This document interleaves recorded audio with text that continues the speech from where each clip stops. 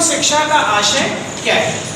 तो हम कह रहे हैं कि साहब भयमुक्त है, साहब आनंददायी है, ठीक है, और कक्षा और आयु के अनुसार निर्धारित उसमें क्या आ जाए, दक्षताएं हैं। ये आपने कल देखा। तो इसको हम लोग एक कहानी से इसको समझते हैं। यहाँ पर जितने लोग भी बैठे हैं उन्होंने बचपन में एक कहानी प्रेमचंद जी की पढ़ी होगी, ईदगाह पढ़ी थी।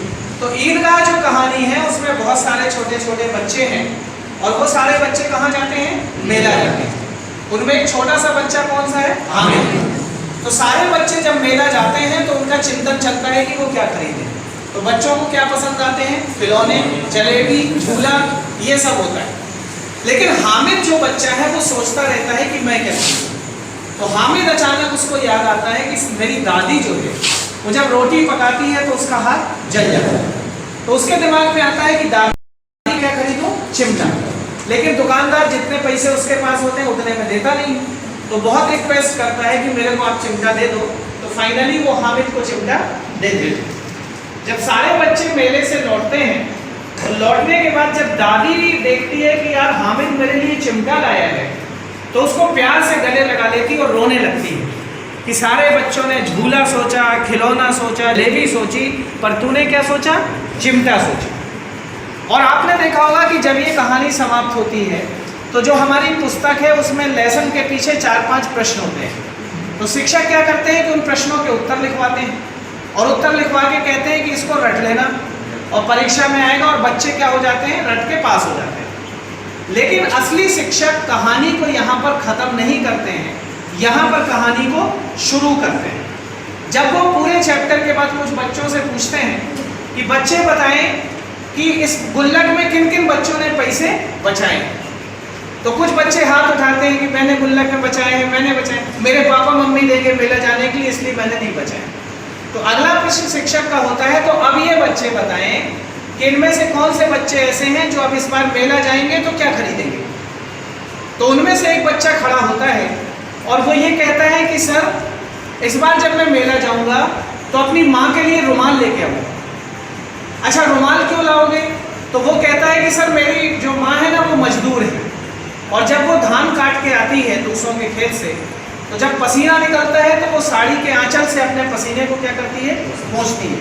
तो मैं उसको रुमाल ला के दे दूंगा तो आपको अपना पसीना किससे पोंछेगी, रुमाल से पोंछेगी। यहाँ पर एक बच्चा अब हामिद बनने को तैयार है, और अब जो आपने पाठ पढ़ाया है वो उनकी जिंदगी में उतर गया है। और जब ये पाठ बच्चों की जिंदगी में उतर जाएंगे तब शिक्षा में क्या आएगी, गुणवत्ता आएगी, जिस क्वालिटी की बात हम लोग कर रहे हैं। तो हम लोग शिक्षा को ऐसे देखते हैं, विज्ञान की कक्षा है, परावर्तन पढ़ाना है तो परावर्तन की परिभाषा रटवा के क्या करोगे, आईने दिखाना है कि देखो ये जो चेहरा दिख रहा है ये किसके कारण दिख रहा है, परावर्तन के कारण। और अब मैं बोर्ड पे समझाऊंगा कि परावर्तन कैसे होता है।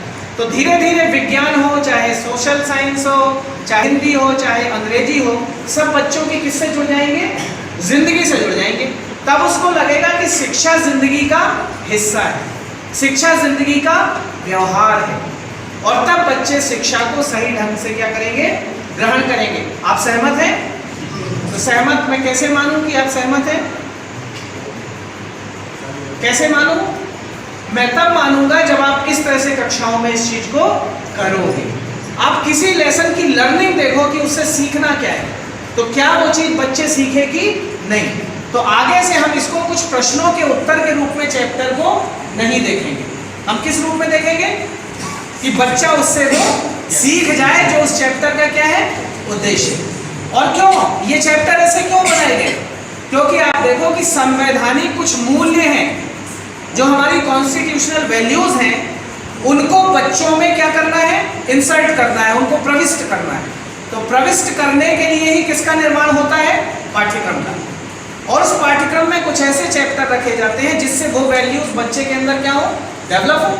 तो अगर वो वैल्यूज डेवलप नहीं हुई तो फिर शिक्षण का उद्देश्य क्या है, अधूरा है। और आप देखो कि आप अगर ऐसे करोगे तो उसकी समझ पैदा होगी, अंडरस्टैंडिंग वाला बच्चा पैदा होगा, और अंडरस्टैंडिंग वाला होगा तो वो बच्चा हमारे लिए बेहतर होगा, क्योंकि जो वो सीखा है उसका जिंदगी में क्या करेगा, उपयोग करेगा। Thank you.